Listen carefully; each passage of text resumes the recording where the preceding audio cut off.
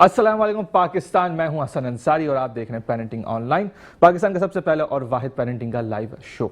अच्छा नाज़रीन, आज हमारे जो शो है वो दो मुख्तलिफ सेगमेंट्स में डिवाइड होंगे।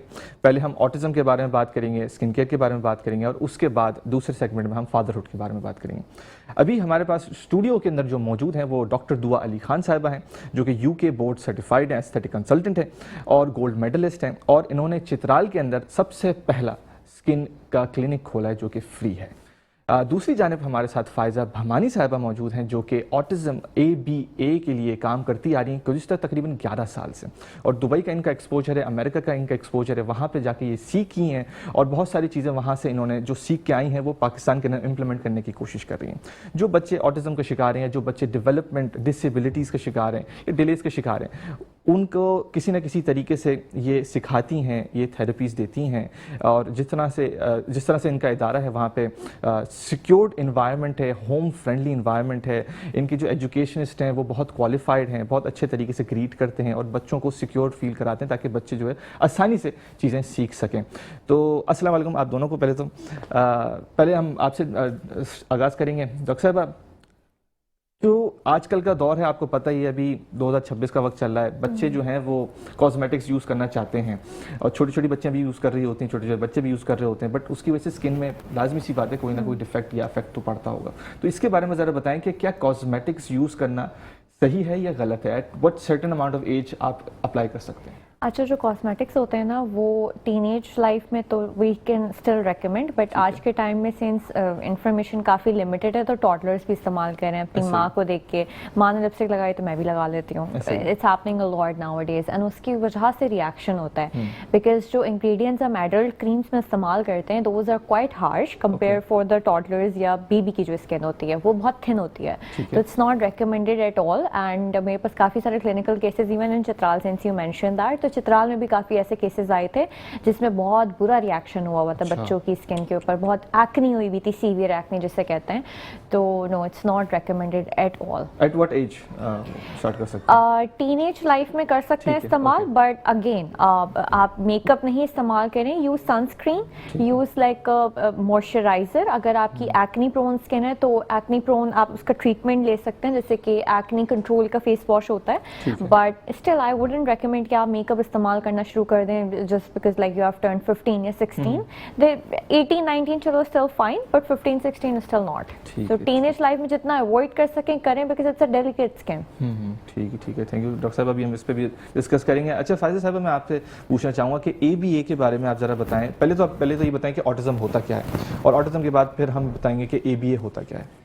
ऑटिज्म बेसिकली एक न्यूरो डेवलपमेंटल डिसऑर्डर है जो बच्चे की सोशल कम्युनिकेशन को अफेक्ट करता है, उनकी बिहेवियर्स को अफेक्ट करता है और सोशल बिहेवियर्स को भी अफेक्ट करता है। तो बेसिकली ये बहुत बड़ा स्पेक्ट्रम है, तो हर बच्चा ऑन द स्पेक्ट्रम आपको डिफरेंट बिहेवियर्स के साथ दिखेंगे। यस, और जो इन बच्चों में जो ट्रीटमेंट्स होती हैं वो होती है अप्लाइड बिहेवियर एनालिसिस यूज़ की जाती है। बेसिकली वो एक बिहेवियर थेरेपी होती है, but it's a very uncommon therapy in Pakistan because उसके लिए you need that certification. That's exactly I feel like I try to do in Karachi, train more people in this field. And so ABA का full form है Applied Behavior Analysis. इसके अंदर social communication, toilet training, daily living skills और social skills सब चीज़ target की जाती है बच्चों के लिए, starting from the age of 2। Starting from the age of 2। अच्छा, starting from the age of 2 आपने कहा है, तो आपको कौन कौन से साइंस दिखते हैं अर्ली एजेस के अंदर कि आपको फील हो रहा होगा कि आपका बच्चा शायद ऑटिज्म का शिकार है? ये ज़रा बताएं। आपको साइंस तो 18 मंथ से पहले शुरू हो जाती है दिखना। अगर बच्चा पॉइंट नहीं कर रहा कि ममा आई वांट दैट और ममा आई वांट दिस, उसके अलावा अगर बच्चा आई कांटेक्ट नहीं कर रहा ज़्यादा, responding to name, for example you are calling the child but आपकी तरफ कोई रिस्पॉन्स नहीं आ रहा है और पॉइंटिंग नहीं हो रही है, थोड़े से आप सेंसिटिव बिहेवियर्स के बच्चा हैंड फ्लैपिंग कर रहा है, चीज़ें को लाइन कर रहा है, ये सारी चीज़ें जो आपको, और सोशल बिहेवियर्स इस तरह के नहीं है जो होने चाहिए। सो बाय द एज ऑफ 2 आपको कंप्लीटली आइडिया हो जाता है कि कुछ सिम्टम्स हैं, लेकिन डायग्नोसिस आपको 3 से पहले मिलती नहीं है। लेकिन अगर आपको इश्यूज समझ आ गए हैं तो इट्स वेरी इंपॉर्टेंट कि आप पीडियाट्रिशियन को दिखाएं, किसी स्पेशलिस्ट को दिखाएं और ट्रीटमेंट स्टार्ट करवा दें। So early intervention because will work the best. अच्छा, अर्ली इंटरवेंशन बहुत ज़रूरी होता है, जिस तरह से आपने कहा है। अर्ली इंटरवेंशन से क्या क्या बच सकता है? काफ़ी चीज़ें, फॉर एग्जांपल अगर आप स्टार्टिंग में बच्चों पे स्टार्ट कर दें, अगर बच्चा 2 साल का है और आप स्टार्ट कर दें कि उसको रिस्पॉन्डिंग टू नेम सिखाना शुरू कर दें, उसको सोशल स्किल्स सिखाना शुरू कर दें, कम्युनिकेशन सिखाएं, इससे पहले कि वो बच्चा एवरी ऑब्वियसली बढ़ता जाए और डिले बढ़ता जाए। तो अगर 5 साल में अगर आप स्टार्ट करेंगे बच्चे को कम्युनिकेशन सिखाना और 2 साल में स्टार्ट करेंगे तो ऑब्वियसली बच्चा जल्दी लर्न करेगा at the age of 2। That's why early intervention में प्रोग्रेस जल्दी आ जाती है और बच्चा ज़्यादा इंप्रूवमेंट दिखाता है कंपेयर टू अगर आप बहुत टाइम के बाद स्टार्ट करें। ठीक है, ठीक। और इस वक्त आपको पता ही है डिजिटल का दौर है, हर जो है वो माँ अनफॉर्चुनेटली वो स्क्रीन दे रही होती है अपने बच्चों को, तो इसकी वजह से भी ऑब्वियसली इफेक्ट पड़ता है। स्क्रीन टाइम बहुत ज़्यादा मैटर करता है कि आपके बच्चे का स्क्रीन टाइम क्या है, बिकॉज इससे आपके बच्चे की कॉग्निटिव डेवलपमेंट पे काफ़ी फर्क पड़ता है। सो इसलिए एक प्रॉपर मेजर्स दिए गए हैं। अगर बच्चा आपका 2 इयर्स के अंडर है, screen time is not recommended, not even 5 minutes, not even 2 minutes at all. बस अगर आप अपनी फैमिली से वीडियो कॉल करें दैट्स इट। बट 2 इयर्स के बाद आप अकॉर्डिंग टू द गाइडलाइंस आप स्टार्ट कर सकते हैं, आपको 15 minutes 20 minutes and that too their special channels कि आप क्या क्या दिखा सकते हैं। कोकोमेलन दिखा रहे हैं तो स्टिमुलेशन जो होती है, ओवर स्टिमुलेशन वो भी नहीं होनी चाहिए। सो जो ऐसे चैनल्स ऐसे शोज दिखाएं जो फंक्शनल हो बच्चे के लिए और ज़्यादा ओवर स्टिमुलेटेड ना हो। ठीक। अच्छा डॉक्टर साहब, जिस तरह से अभी हमारा कराची है, आपको पता ही है बहुत पोल्यूटेड है, यहाँ पे कहीं ना कहीं कचरा जल रहा होता है, यहाँ पे कहीं ना कहीं किसी न किसी तरीके से पोल्यूशन आ रही होती है, इंडस्ट्रीज भी यहाँ पे मौजूद हैं अनफॉर्चुनेटली, रेजिडेंशियल एरिया भी है, इंडस्ट्रियल एरिया भी है, कमर्शियल एरिया भी है। तो इसकी वजह से स्किन में क्या मसले मसाइल आते हैं, आपको क्या लगता है? तो एक तो रैश का बहुत मसला होता है, खासतौर पे जो सिटीज़ कराची और लाहौर जैसी हैं उसकी वजह से बच्चे जो है उनकी स्किन बहुत अफेक्ट होती है, इनफैक्ट एडल्ट्स की भी होती है। एंड स्केबीज़ का बहुत ज़्यादा मसला हो जाता है बिकॉज आप अगर प्रॉपर हाइजीन नहीं कर रहे हैं और आपको पता है कि गंदगी पोल्यूशन वगैरह हैं तो those things definitely affect the child as well. And like I said earlier कि बच्चे की स्किन बहुत थिन होती है, डेलिकेट होती है, तो आप उसके लिए लाइक एडल्ट वाले ट्रीटमेंट भी तो नहीं इस्तेमाल कर सकते ना जो हम लोग अपने बड़ों को जो रेकमेंड करते हैं, रेटिनॉइड्स हो गए या there are other things too. तो डेफिनेटली बच्चा बहुत ज़्यादा इफेक्ट होता है और काफ़ी सारी चीज़ें हैं इसमें, डर्मेटाइटिस है, एक्जिमा है, हीट रैश है, तो there are lot of things. और हम इसको किस तरह से प्रिवेंट कर सकते हैं एज पेरेंट्स? हम अगर अपने बच्चों की स्किन केयर के बारे में बात करें और उसको प्रिवेंट करने की कोशिश करें या उसको सिक्योर करने की कोशिश करें तो हम क्या करें?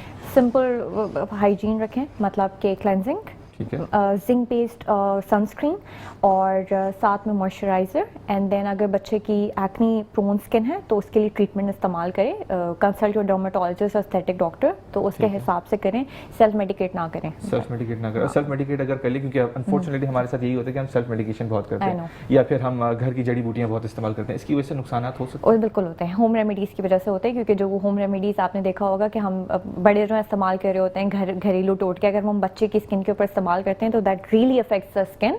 और वो डेवलपमेंट जो एयर्स होते हैं ना उसमें ही आपकी स्किन जब खराब हो जाती है ना तो देन आगे जाके बहुत मसला होता है उसको ट्रीट करने में या उसके स्किन बैरियर को मेंटेन करने में। ठीक है, so not recommended at all तो होम रेमेडीज बच्चे के ऊपर मत इस्तेमाल करें। अच्छा डॉक्टर साहब, इसी हवाले से अगर हम बात करें तो बहुत सारे दूसरे मसले मसाइल भी होते हैं, बहुत सारे दूसरे मिस्टेक्स भी पेरेंट्स कर लेते हैं अनफॉर्चुनेटली अपने बच्चों के लिए, अपने बच्चों को खूबसूरत दिखाना चाहते हैं। और अनफॉर्चुनेटली आपको भी पता है कि हमारा जो कल्चर है वो टैबू कल्चर है, वो गोरा ज़्यादा अच्छा लगता है उनको, जो है वो सावला उनको अच्छा नहीं लगता। अनफॉर्चुनेट है ये चीज़, तो हम इसको किस तरह से केटर करें, हम कौन कौन से मिस्टेक्स को अवॉइड कर सकते हैं, आपको क्या लगता है? अच्छा, there was a clinical case I would like to mention. उन्होंने अपने टीनेज बच्चे को ग्लूटाथायोन की ड्रिप लगवा दी थी एंड उससे उसके बच्चे के फेस के ऊपर रिएक्शन आ गया था। तो अगेन जो चीज़ एक एडल्ट ले सकता है वो बच्चा नहीं ले सकता बिकॉज डेवलपमेंट ईयर्स हैं। जहाँ तक बात है गोरा होने की, तो देखें उसका एक कॉन्सेप्ट इट्स डिफरेंट। जो एशियन स्किन होती है ना उसमें मेलानिन बनता है, ठीक है, वो प्रोग्रेस रोकने के लिए हम एडल्ट्स में भी जो है there is a treatment that we do, जिसकी वजह से वो जब बनना रुक जाता है ना तो उसका आपका रंग जो है वो आप कहें डार्क होना बंद हो जाता है, इतना डार्क नहीं होता,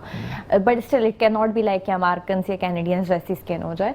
आप जहाँ तक बात करें खूबसूरती, तो देन अगेन वही चीज़ है, सिंपल, आप ज़्यादा चीज़ें नहीं इस्तेमाल करें बिकॉज बच्चे की स्किन इतनी कॉम्प्लिकेटेड नहीं होती। आप कॉम्प्लिकेटेड स्किन के इस्तेमाल करेंगे तो उसकी वजह से देन रिएक्शन आता है उसका। ठीक है, अच्छा ठीक। अच्छा डॉक्टर साहब, जिस तरह से डॉक्टर साहब ने कहा है, ऑब्वियसली ये हमारा जो टैबू है आपको पता ही है। अच्छा, टैबू के साथ साथ अगर हम एक और चीज़ जोड़ लें, अनफॉर्चुनेट है कि जो ऑटिज्म के बच्चे होते हैं उनको अलग तरीके से ट्रीट किया जाता है और हमारी सोसाइटी के अंदर, हमारी खुद की फैमिलीज के अंदर ही अलग तरीके से ट्रीट किया जाता है। पेरेंट्स ऑटोमेटिकली डिप्रेशन के अंदर चले जाते हैं कि हम क्या करें, हम कैसे करें, हम क्यों करें, मतलब हमारे साथ ये क्यों हुआ है, वो ऑब्वियसली परेशान हो जाते हैं। तो आप काउंसलिंग भी करती हैं, पहले तो ये बताएं, और आप क्या मैसेज देना चाहती हैं कि अगर किसी बच्चे को डायग्नोस्टिक्स हो गई है कि उसको ऑटिज्म है तो अब वो क्या करें? बहुत अच्छा क्वेश्चन है एक्चुअली, ये something I see on a daily basis. Yes I do counsel parents.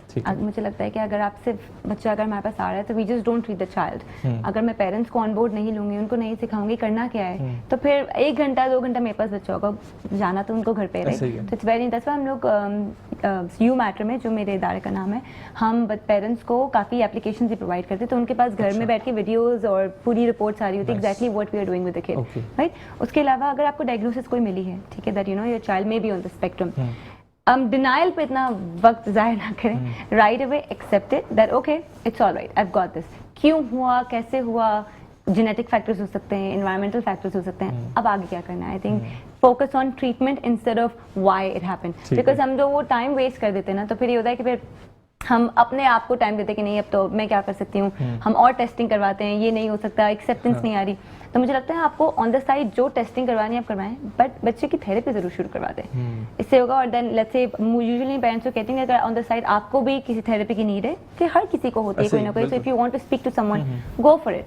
और मैं ये चीज़ पेरेंट्स को कहती हूँ जिनके टिपिकली डेवलपिंग चाइल्ड किड्स होते हैं, तो अगर स्कूल में आप कोई भी न्यूरो डाइवर्जन किड देखें जो ऑन द स्पेक्ट्रम हो, तो उनको सिखाएं कि उनका बच्चे का एटीट्यूड किस तरह होना चाहिए। They should be the one you know responding, और they should be the one making friends with them.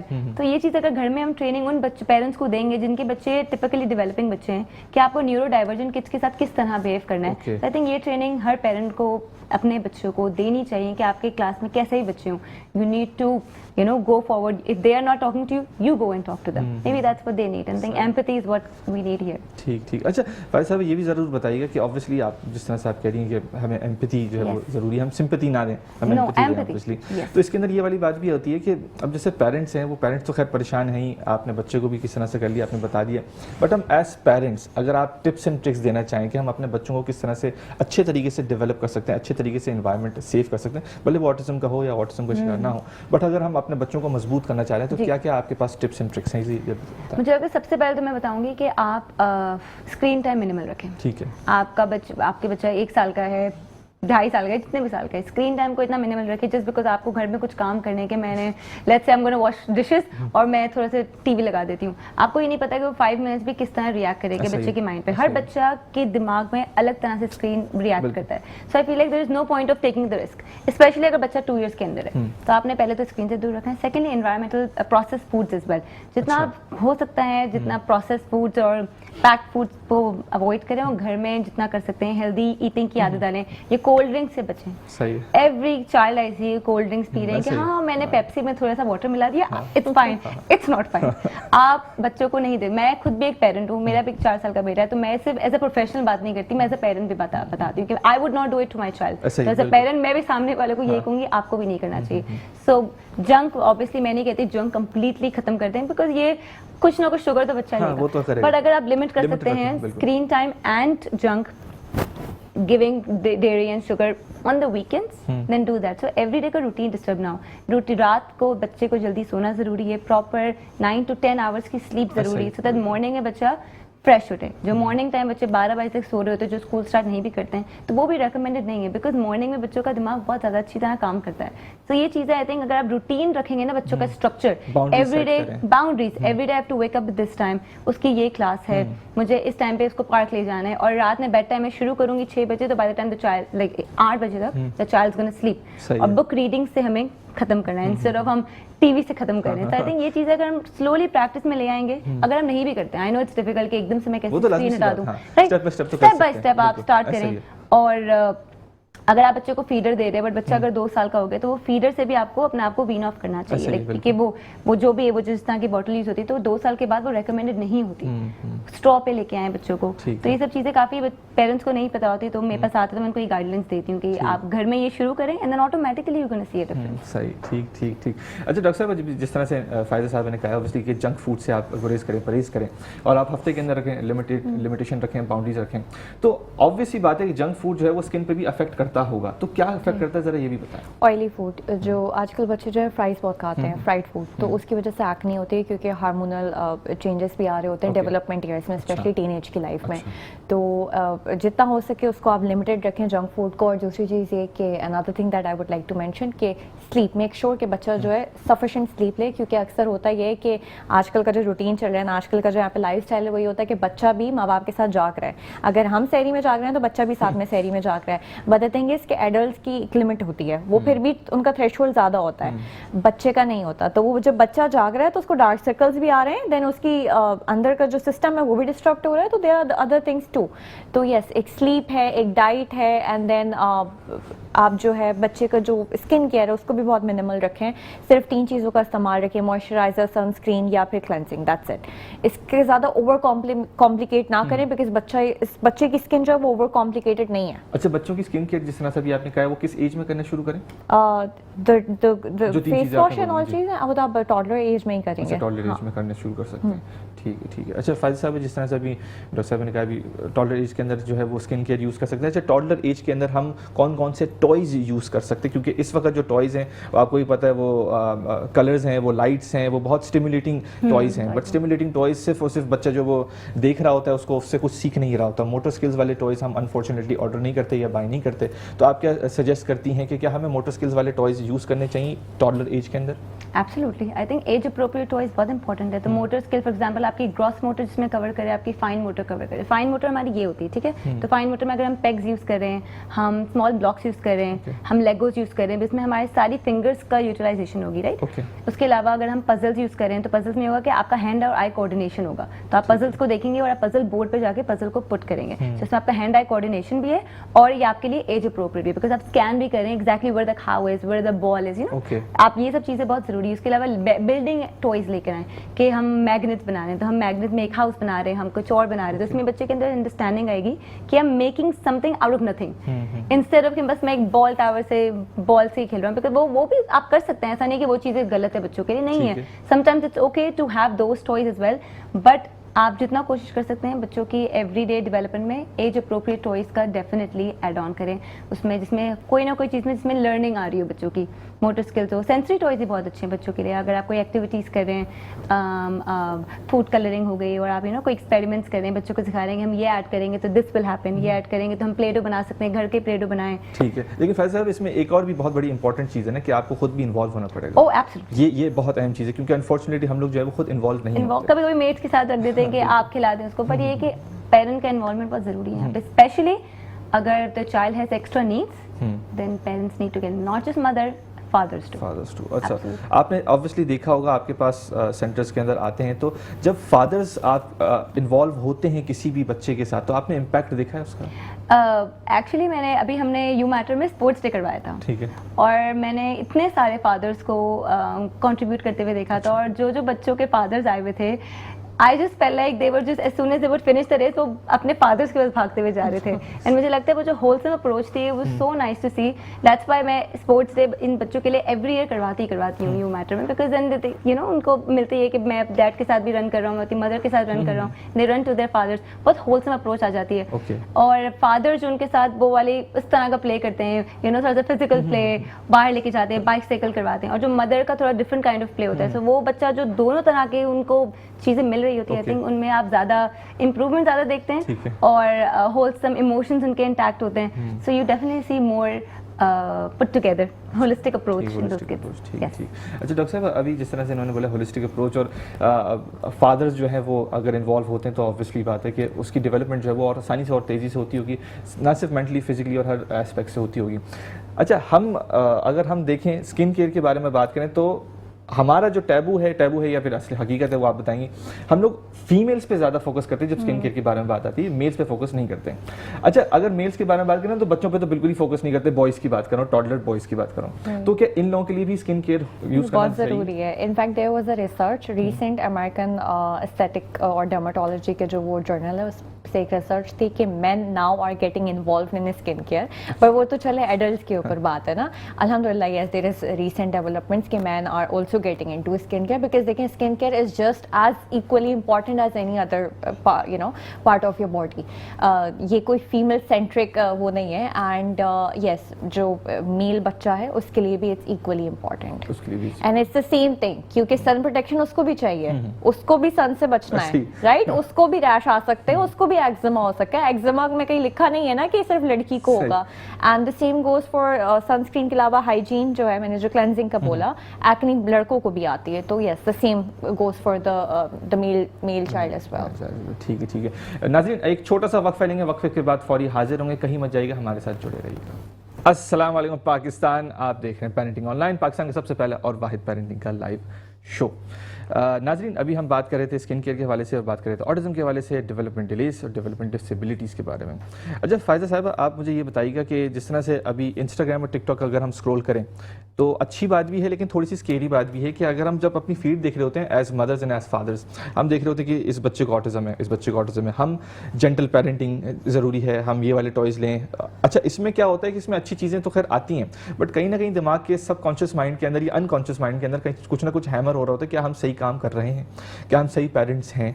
तो इसके बारे में भी ज़रा बताएं कि आपको बैलेंस करना चाहिए. आप ओवर बिल्कुल सही ना करें या ओवर हेलीकॉप्टर पेरेंट्स ना बने. आप अपने आप को बैलेंस करें, रिलैक्स करें. आप एक पेरेंट हैं, आपके भी मसले मसाइल हो सकते हैं, आप भी बहुत सारी चीज़ें जो है वो केटर कर रहे होते हैं, स्ट्रेस से होते गुजर रहे होते हैं. तो इसके बारे में ज़रा बताएं.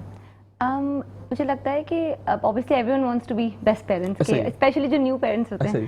और आई थिंक मैं अपना एक्सपीरियंस होगी, जब भी मैं न्यू पेरेंट बनी थी आई वाज ओके ये भी करना है मुझे, एवरीथिंग राइट करनी है. But then when you actually become parents इतना ओवरवेलमिंग हो जाता है कि मुझे लगता है you should focus on one thing at a time.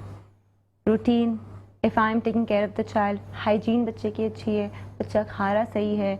अगर बच्चा नहीं खा रहा और मैंने स्क्रीन लगा दिया कि स्क्रीन के साथ बच्चा खा ले, ये गलत है. वो बोले ना खाए लेकिन आप स्क्रीन नहीं देंगे. समथिंग कि अक्सर पेरेंट्स के पास आते हैं कि नहीं मैं सिर्फ 3 टाइम्स मील जो होती है उसमें मैं स्क्रीन दे देती हूँ, उसके अलावा बच्चा बिल्कुल स्क्रीन नहीं लेता. बट उसमें भी आपका एक घंटा तो हो गया है, और 45 मिनट्स हो, एक दिन 1 घंटा बच्चा ना खा रहा हो. तो उसमें ये होता है कि वो एक डिपेंडेंसी आ जाती है कि जब तक मैं कुछ देखूंगा नहीं तो मैं खाऊंगा नहीं. तो उसमें ये होता है कि आप फूड भी देख के नहीं खा रहे होते. बहुत इंपॉर्टेंट है कि बच्चा फूड को देखे, अंडरस्टैंड करे कौन सा टेस्ट अच्छा लग रहा है, कौन सा नहीं अच्छा लग रहा है, एंड देन स्टार्ट ईटिंग. तो मुझे लगता है अगर आप स्लोली जैसे इन चीज़ों पे फोकस करेंगे, हाइजीन पे, एज अप्रोप्रिएट चीज़ों पे कि अगर मेरा बच्चा 1 साल का है, what am I suppose to do, जो प्रॉपर माइलस्टोन्स लिखे हुए हैं कि क्रॉलिंग 6 मंथ्स में होनी चाहिए या वॉकिंग किस मंथ्स में होनी चाहिए, उस पर काम करें. अगर बच्चा थोड़ा सा लेट भी हो रहा है दैट्स ओके.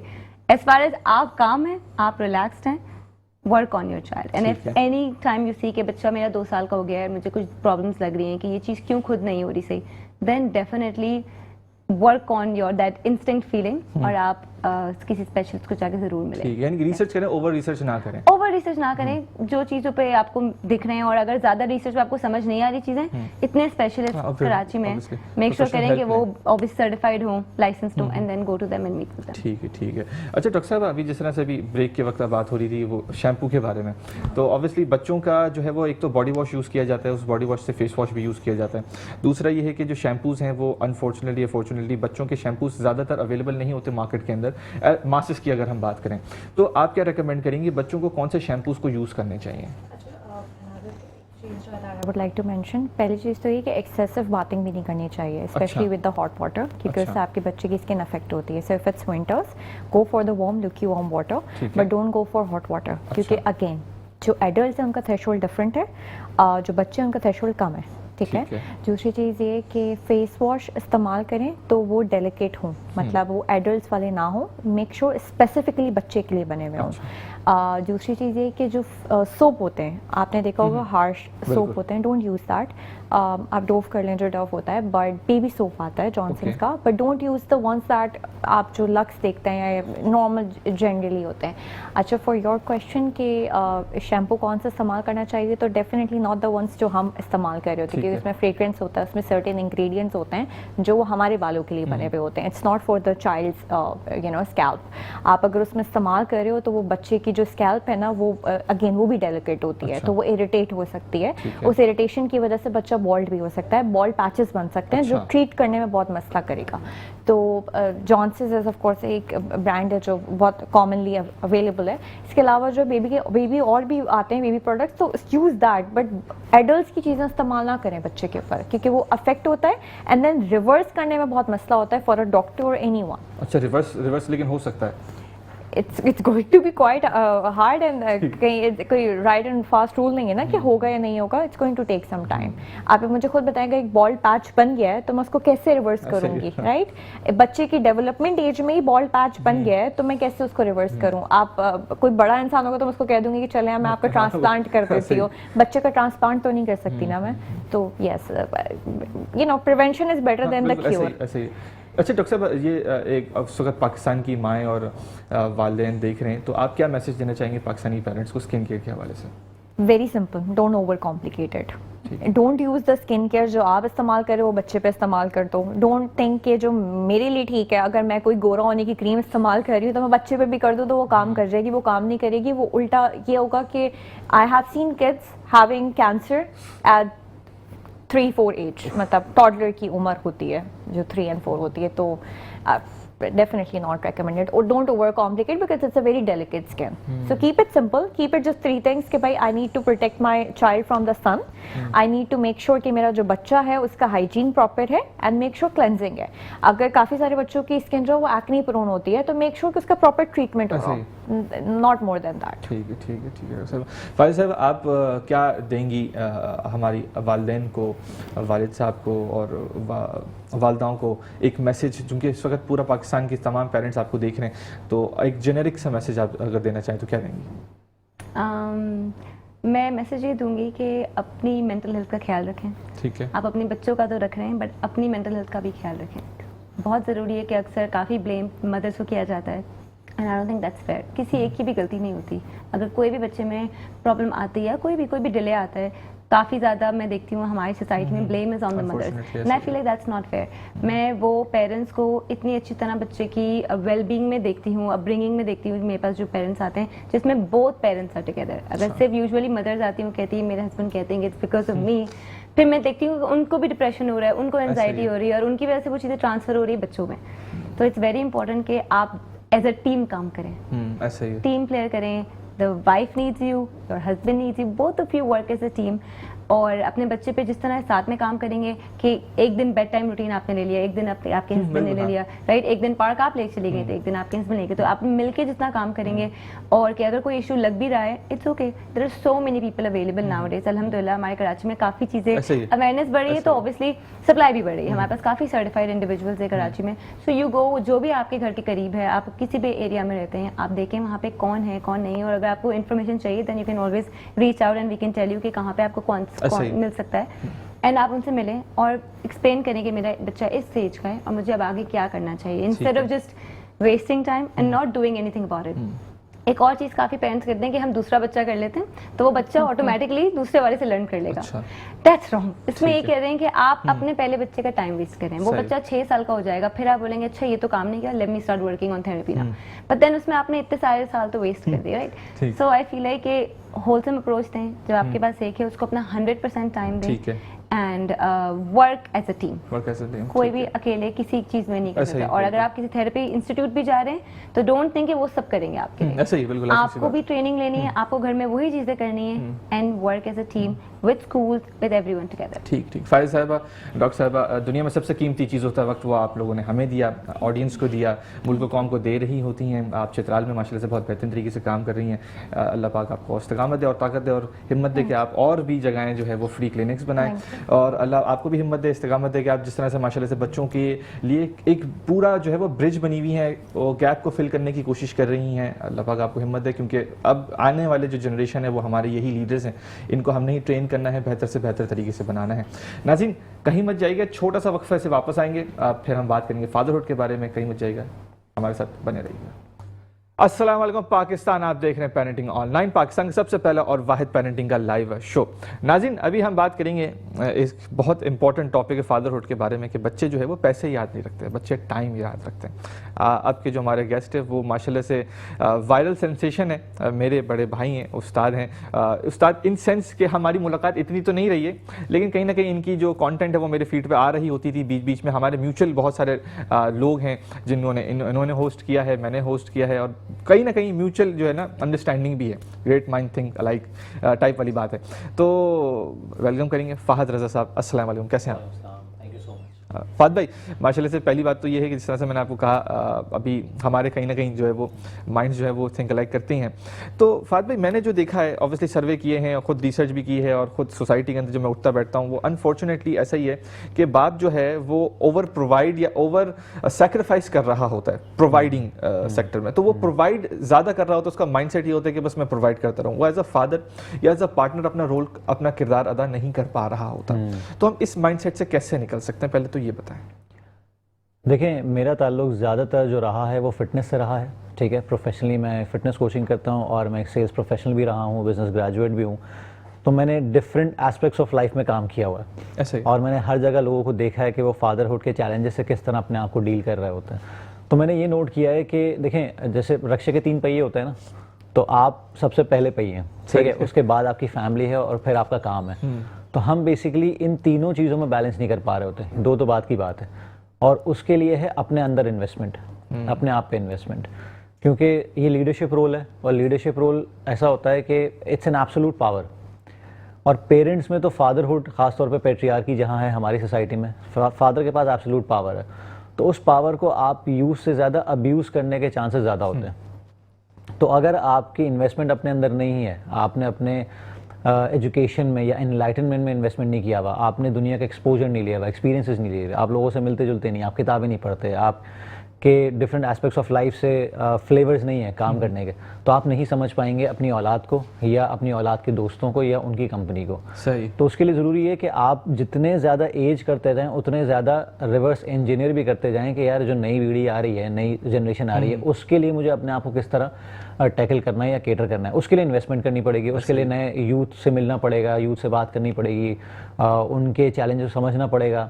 क्योंकि जो चैलेंजेस मेरे साथ थे, जिस तरह अब्बा मुझे समझाते थे, उस वक्त इन्फॉर्मेशन का फुकदान था, इंटरनेट भी नहीं था, सोशल मीडिया भी नहीं था, तो इतनी अवेयरनेस नहीं थी, तो हम डर के चुप हो जाते थे, सवाल भी नहीं करते थे। आज का बच्चा डर के चुप नहीं होता, क्योंकि हम अगर डर के चुप होते थे तो हम दोस्तों से जाके पूछते थे, दोस्त हमारे लेवल पे होते थे, वो ऐसी बताते थे। आज अगर मेरा बच्चा मुझसे पूछता है तो मैं उसको डांट के चुप नहीं करा सकता। तो मुझे उसको कहीं ना कहीं इतना कंट्रीब्यूशन करना है कि वो अगर दोस्तों से जाके पूछे या दोस्त उससे पूछें तो कम से कम मेरा पर्सपेक्टिव भी इंक्लूड करके बता सके कि देखो तुम लोग इन चीज़ों में ये सोचते हो, लेकिन प्रैक्टिकली ऐसा ऐसा होता है एज पर माई फादर या as per the senior people, क्योंकि उसके पास एक पर्सपेक्टिव होगा।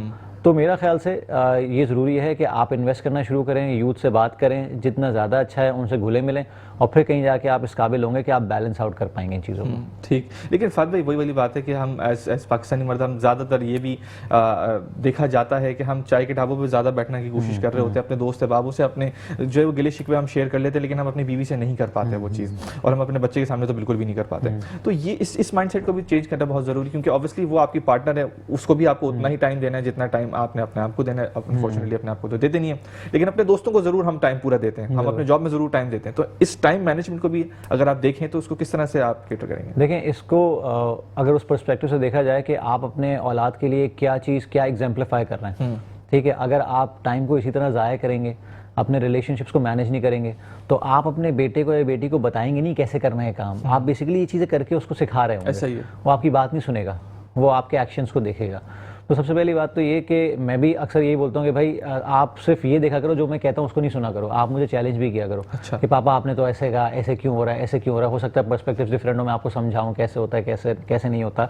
लेकिन इसमें बात वही आती है कि सबसे पहली बात तो ये कि जो जिस तरह आप अपनी बेगम से बात कर रहे हैं, अपने कन्फ्लिक्ट रेजोल्यूशन कर रहे हैं बेगम के साथ। मैंने अभी कुछ अर्से पहले कहीं कहा था कि हमारा मसला ये कि हम आपस में लड़ते नहीं हैं बहुत दफ़ा बच्चों के सामने, सिर्फ इसलिए कि बच्चों पे बुरा असर पड़ेगा। और दूसरा एक्सट्रीम ये है कि बहुत ज़्यादा लड़ते हैं और वो सोचते नहीं कि बच्चों को कितना बुरा असर पड़ रहा है। मिडिल पाथ लें, उनके सामने उन चैलेंजेस को डिस्कस करें जो असल मसले हैं, फाइनेंसिस के हैं, वैल्यूज़ के हैं, किसी भी चीज़ के हैं। बहुत दफ़ा आपके और बेगम के वैल्यूज़ अलाइन नहीं हो रहे होते, आपको रीअलाइन करना पड़ता है चीज़ों को। लेकिन उसमें कन्फ्लिक्ट रेजोल्यूशन का क्या आंसर है, आपकी बेगम आपसे किस तरह बात कर रही है। अगर आपने वही कि मैं तो गॉड प्ले करूंगा और मेरे सामने कुछ बोलने की ज़रूरत नहीं है, तो आपका बेटा भी यही सीख रहा है, वही मिसोजिनी सीखेगा, वही बहुत सारी चीज़ें सीखेगा कि बेगम को इस तरह दबा के रखना चाहिए। जबकि बेगम के 10 दफ़ा 10 में से तकरीबन 8 दफ़ा बेगम सही भी कह सकती है, हो सकता है 4 दफ़ा 2 दफ़ा सही है। उन 2 या 4 दफ़ा या 8 दफ़ा आपको रिकग्नाइज करने की जरूरत है कि ठीक है, I will change my self according to this, now let's talk. तो वो टेबल पे क्या प्रोपोजिशन आप लेकर आ रहे हो, क्या वो लेकर आ रही है, आप आपस में किस तरह कम्युनिकेट कर रहे हो, फिर आप दोस्तों को कितना ज़्यादा वैल्यू कर रहे हो। बहुत दफ़ा आप दोस्तों से बात करते हैं, अव्वल तो खैर हमारे यहाँ को पता है ना कि मर्दाना जो बातें हैं उनमें रोना गाना आता नहीं है, हम वल्नरेबल नहीं हो सकते। वल्नरेबल होंगे तो हम बेसिकली समझा जाता है कि हम मर्द रोता नहीं है, मर्द को दर्द नहीं होता। तो अगर यही चीज़ें आप प्रैक्टिस करोगे तो आपका बेटा भी करेगा। लेकिन अगर उसके सामने आप वल्नरेबल होगे, जैसे बहुत दफ़ा ऐसा होता है कि मैं ऐसी लाइफ में ऐसी मोमेंट्स होते हैं, फॉर एग्जांपल कभी मेरा बेटा बताता है छोटा था कि कोई बुली किया किसी ने, या फिर किसी दोस्त ने कुछ कह दिया, ऐसा कुछ कह दिया, या फिर किसी के फादर ने कुछ कह दिया, तो मैं बेसिकली वल्नरेबल सिचुएशन ऐसी होती है जहाँ पे आप बताते हो बेटा मेरे साथ भी ऐसा हुआ था, मेरे फादर ने ऐसा किया था, मैंने इस तरह टैकल किया था, वो टाइम्स डिफरेंट थे, ये टाइम्स डिफरेंट है, लेट मी हेल्प यू कि how do you do this, कि आपके पास ऑप्शंस क्या क्या हैं। तो वो वल्नरेबिलिटी की सिचुएशन को अपने ऊपर लाना, उसको एक्सेप्ट करना कि हाँ भाई हर किसी के साथ होता है। अगर मैं लीडर हूँ, अगर मैं मर्द हूँ, इसका मतलब ये नहीं मुझे दर्द नहीं होता, दर्द होता है, लेकिन स्पेसिफिक एरियाज हैं जहाँ पे आपको फील करना पड़ता है। आपकी बेगम के साथ कोई इशू है, आपको दर्द होना चाहिए क्योंकि she is the leader of your family. बच्चों के साथ होता है, होना चाहिए, क्योंकि चैरिटी बिगिंस एट होम। आप यहाँ करना शुरू करोगे तो फिर वर्क प्लेस पे भी करोगे, फिर कम्युनिटी में भी करोगे, फिर ओवरऑल वर्ल्ड भी करोगे। तो दोस्तों में लाइंस ड्रॉ करना बहुत ज़रूरी है। दोस्तों को बहुत ज़्यादा सर चढ़ाने की ज़रूरत इसलिए नहीं है कि बहुत दफ़ा दोस्त आपके बहुत ज़्यादा पर्सनल लाइफ में ऐसे आ जाते हैं कि आपकी पर्सनल लाइफ मुतासर होना शुरू हो जाती है।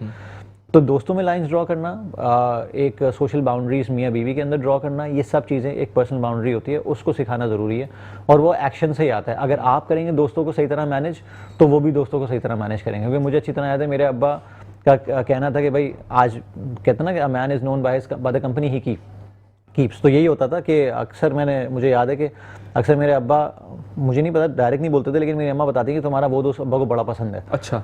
तो मुझे पता चलता था कि अब्बा किस स्टैंडर्ड से बेंचमार्क कर रहे हैं, गेज कर रहे हैं। सही। तो अभी ये होता है कि बहुत दफ़ा मेरा भी ये होता है कि मैं जब सुनता हूँ तो बोलता हूँ ये तुम्हारा दोस्त अच्छा है, you should talk to him more and more. सही है। ये क्रिप्टो की बातें कर रहा होता है, इसकी बातें कर रहा होता है ना, तो ये ज़रा प्रोडक्टिव बातें कर रहा है। तो उसको भी मैं बताता हूँ कि किस तरह के लोगों से उठना बैठना चाहिए। फिर मैं उसको बताता हूँ अक्सर कि भाई किस तरह के लोग मुझे पसंद नहीं है, मैंने उनको कट ऑफ कर दिया, दोस्ती है कोई मसला नहीं है, लेकिन एक हद तक उनको मैं लाइफ में लाने देता हूँ, क्योंकि अदरवाइज वो डोमिनेट करना शुरू कर देते हैं। बाउंड्री सेट कर दी। बाउंड्री सेट करना जरूरी है, और उसको बताना जरूरी है दोस्त जरूरी हैं, लेकिन दोस्त जब they start getting on your nerves वो जरूरी नहीं है। कट ऑफ करना बहुत जरूरी है। कट ऑफ करना भी जरूरी है, आना चाहिए।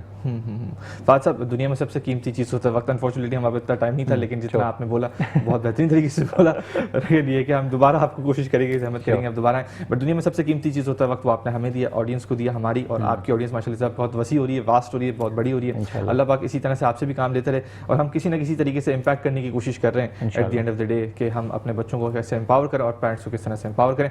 नाज़रीन, इस वक्त आपकी स्क्रीन के सामने ज़ैनब अलर्ट के गुमशुदा बच्चे आपके सामने आ रहे हैं। पेरेंटिंग ऑनलाइन पाकिस्तान का पहला है और इस वक्त वाहिद है वो शो जो कि आपको दिखा रहा है गुमशुदा बच्चों को। हम किसी न किसी तरीके से ये कोशिश कर रहे हैं कि हम इन गुमशुदा बच्चों को अपने घरों तक पहुंचाएं।